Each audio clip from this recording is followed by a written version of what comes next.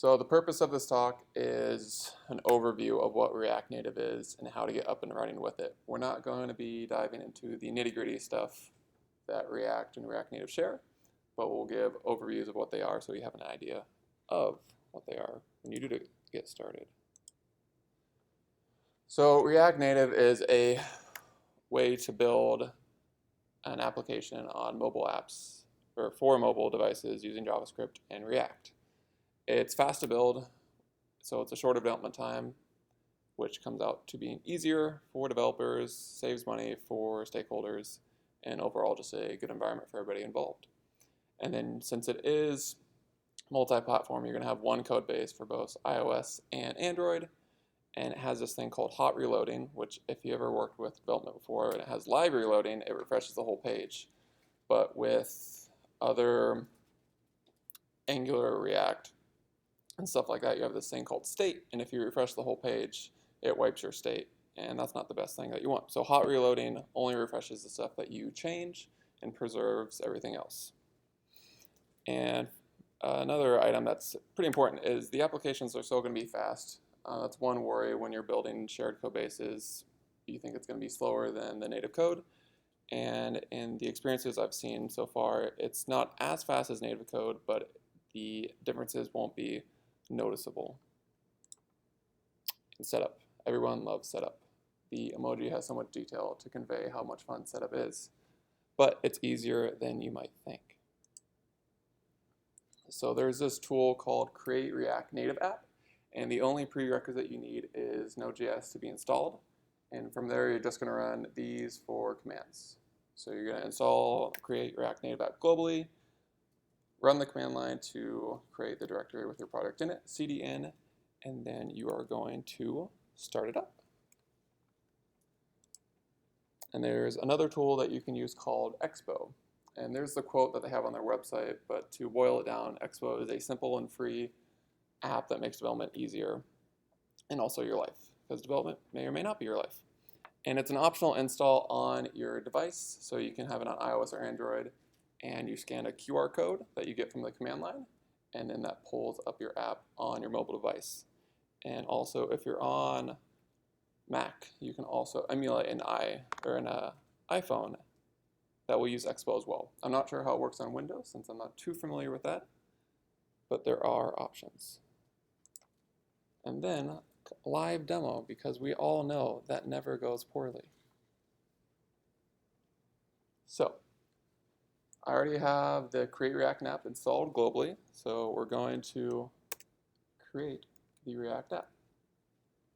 And I already have a directory that has all this code in it for the sake of making sure everything works. But we're just going to let it do its thing to show how quickly it is to get everything in your directories and everything set up as well.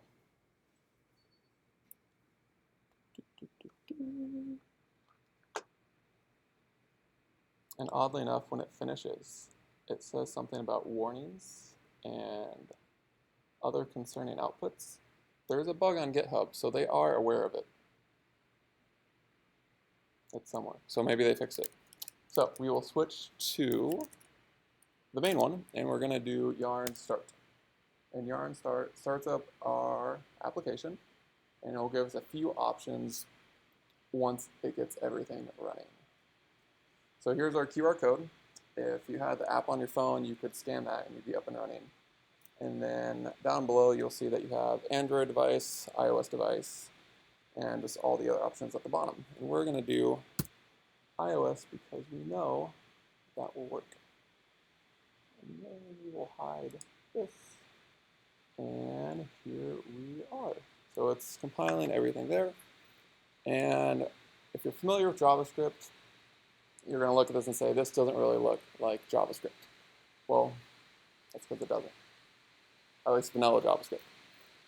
But it has something called ECMAScript 2015, and what that is, it's improvement to JavaScript, and it's the official standard. And sorry about that. And so it's the official standard, but it's not supported by all browsers. And that's kind of a concern because you want it to have support on IE, whether or not you want it to be, Chrome, Firefox, etc. But since React Native ships with it, it's going to be supported by default, so you don't have to worry about any of that. And all the keywords that you see, import, export, and anything else that doesn't look too familiar, that's all going to be the ES 2015. And in the hot reloading, we're going to see, as we're going along, the emulator on the right-hand side is just going to be refreshed as we make changes, and it will preserve everything that it can. So a brief overview of the basic components. So if you're familiar with HTML, you're going to wonder, where are divs? Where are like the paragraph tags? Where are the header tags? Where's everything I know and love? And you don't have any of that. But what you do have is, instead of divs, you're going to have the views, which wraps the content. Instead of paragraph tags or header tags, you're going to have the text tags. And styling is similar to CSS, if you're familiar with that, but still a little different. You'll notice that the background color on line 19 is going to be camel case instead of having the hyphen between it. And the ways you can implement it are, you can do it within this stylesheet.create, and there's going to be a few other approaches that we're going to touch on as well. So I'm going to jump to making some minor updates and go through that as well. So you'll see that we have our containers of the views, and it has two different text elements within them. And we made some minor styling changes, and you'll notice that on line 11, we have the view with an array of styles. So that's another way that you can reference it. You can have styles.container, and then you can have styles.darkside, and it gets both of those styles, and it'll affect it in a cascading way. And then you can also just do it inline as well. You see on line 12, and you can just set the color to white, and it works as you would expect. Do you have the same style in container and darkside? Which one is it? It would use the bottom one because it cascades down, or the latest one, I should say. All right. So pretty simple, easy to get going there.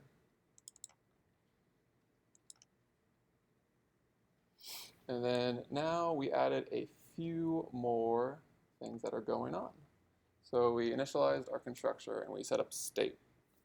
In state, to give it a simplified explanation that doesn't really do justice, it's going to be the source of data for a component. And for those of you that know React or know a little bit about it, there's much more to it, but for the sake of this presentation, that's what we're going to touch on. And we also made some minor style updates as well. For the dark side, we added some margins to make it look a little prettier. Pixels don't work in this instance, so you have to use percentages. And we added the true statement within there below.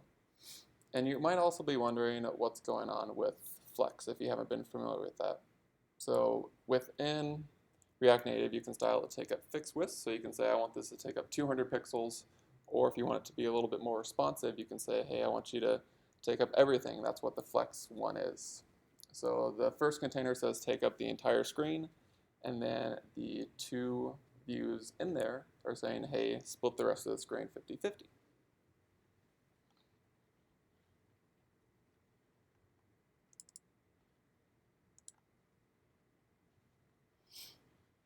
And then images are also something that are something you might be familiar with from HTML, but the way they're done here is the same but also different. So you'll see there's two approaches to set the source. You can require it with a link to where it is within the repository. Or if you want to do a link, you're going to use a URI and pass it the URL there. And something also with images, you have to set the height and width on network and data images. Otherwise, it will not behave and it will just take up the entire screen and not act as you would hope it would.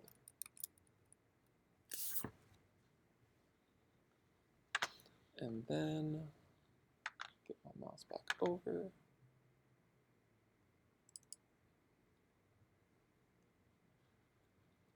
And then since we are going to be on mobile devices, we're going to want some way to interact with them. And that's what this touchable highlight is at the top. And touchable highlight is a little finicky in that you'll see we have a view that wraps the two elements inside of there. And touchable highlight, you can only have one child element. So if you want to have like 3 text input or 3 text tags, you have to wrap those in something beforehand. And you can still have your styles on there. The way that it handles the event for actually clicking it is called onPress. And we can look at that up here. So onPress is going to call the real truth. And you'll see that we do something on line 12 with binding this. And what that is doing is it's setting the context or the scope of where the method is going to be. And that's also another in-depth topic that we're just glossing over in this instance. And then you'll see that all you need to do to get it going is you tap on there. You'll see the styling changes a little bit as it darkens, and the statement will update there. So that was a brief overview of how to get up and running with the application. Do you guys have any questions on any of the code that's on the screen right now or anything that we just talked about? I have some. Sure. So for Expo, you need to be on the same network, correct? Correct. Okay. Have you ever used the Expo IDE at all? There's like a download for the computer. I have not used the Expo IDE. Okay. There's also, I think, I saw at one point like Expo components. So like if you want to interact with stuff like camera or things like that, have you looked into those at all? I have not looked into those, but having worked on the Cream City Code application with Martin, I know that it's pretty easy to get up and running with getting access to the camera and others. It will do the prompt for, hey, this wants to use your cameras. It'll set the permissions appropriately and get it up and running. I haven't had too much experience coding it myself, but from what I'm seeing and looking at the code at a glance, it does seem very easy to get up and running as opposed to doing it in JavaScript, which can be a little bit more verbose.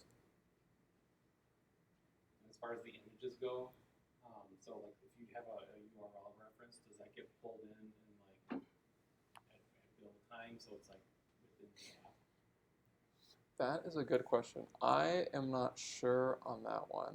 Okay. You would hope it would. But that's something I'm interested in myself.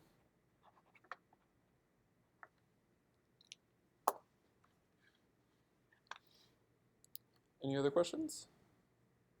That height and width, can that be percentages? So I do believe so, but I don't think it behaves as well as you would like it to.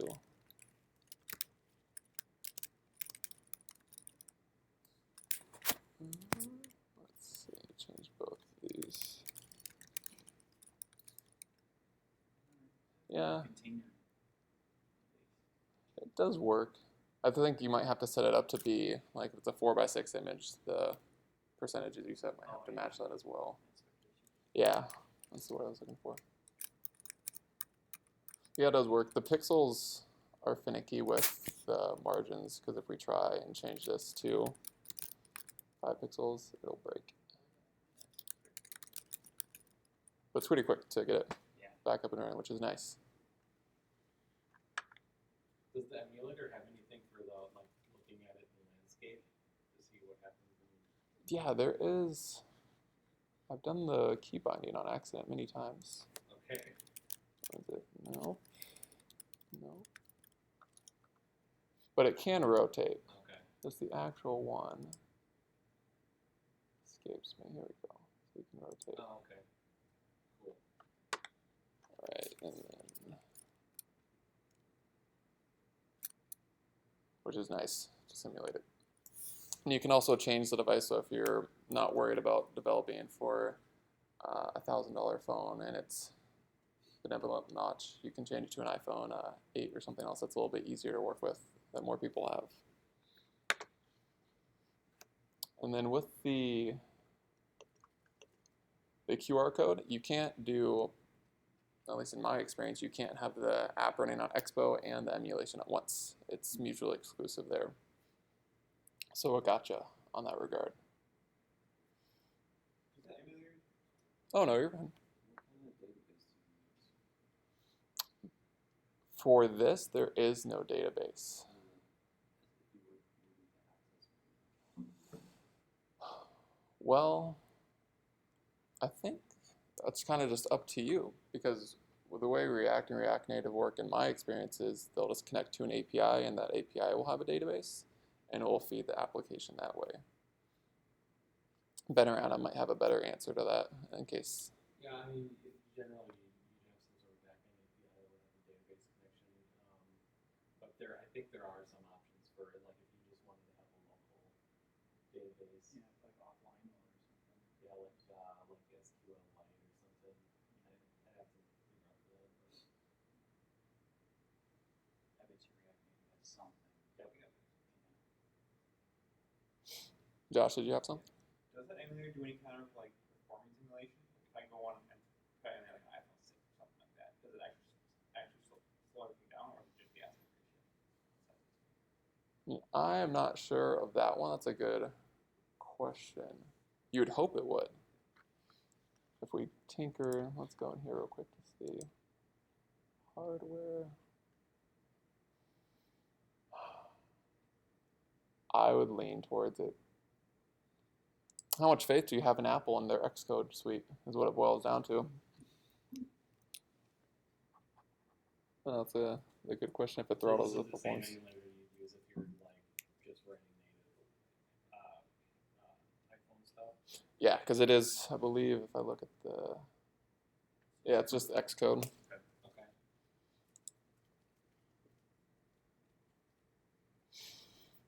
Anything else? So if you know React, what do you think would be, in your own experience, when you were coming up and learning React Native, what was the biggest like problem you ran into, or thing that the hurdle you think that people run into? I would say getting the styles to work the way you want was the biggest hurdle for me. Because because something as simple as, if you're familiar with Flex and Flex styling, you might be more comfortable. But having just worked with Bootstrap and offsetting margins and stuff, usually behaving in a going from the top down way, just some of the stuff you wish existed doesn't exist, and that makes it harder just to do very simple CSS styling. Okay. So is it only a subset of CSS that's really supported? Because those look like they line up with CSS classes, just camel case instead of Python, which is part of JavaScript. Is the full suite of CSS available for you? I don't believe so, if I recall correctly. Because I know stuff like before, I don't think it's available, and some of the more niche stuff.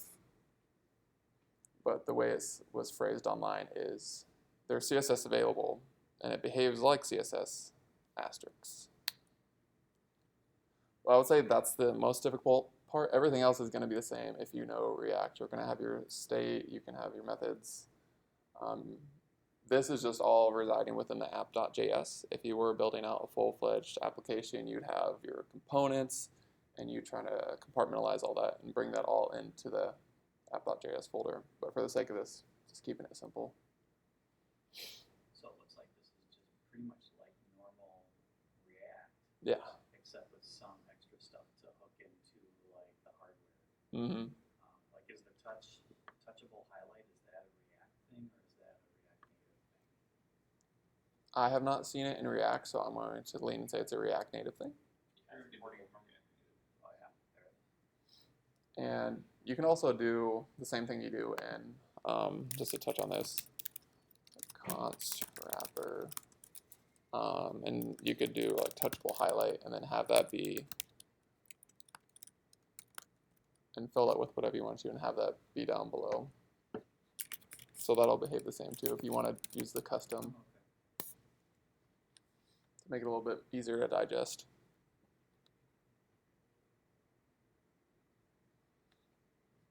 Unless anyone has anything else, That's all I got. The GitHub repo has all the code on here, as well as it's broken down into the commits, which is the jumps I made for the code. And it has a relatively in-depth README, so to direct you to the resources if you want to learn more about Expo, Create, React App, or some of the more niche topics we glossed over, like the state.